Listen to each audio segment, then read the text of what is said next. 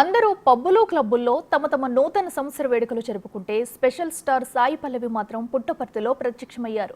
నిన్నే పుట్టపర్తి చేరుకున్న ఆమె ప్రశాంతి నిలయంలోని సాయిబాబా మహాసమాధి దగ్గర ధ్యానం చేశారు. సంప్రదాయ చీరకట్టులో తళుక్కుమన్న ఈ భామ గతేడాది కూడా సరిగ్గా ఇలాగే పుట్టపర్తిలో తన కొత్త సంవత్సర వేడుకలు ఆధ్యాత్మికంగా జరుపుకున్నారు.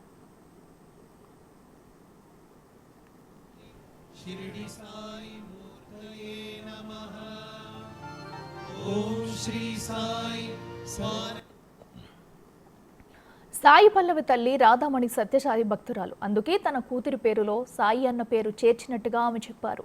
తన పేరులోని సాయి అన్న పేరుకు తగ్గట్టు ఆమె ప్రతి ఏటా సత్యసాయి బాబా ఆశ్రమానికి వచ్చి ఇక్కడ నూతన సంవత్సర వేడుకలు ఆధ్యాత్మికంగా జరుపుకోవడం ఒక అలవాటుగా మార్చుకున్నారు.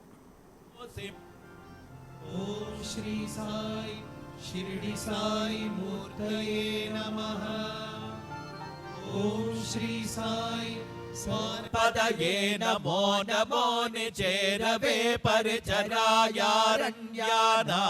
పదయే నమో నమః శ్రీకావిభ్యో.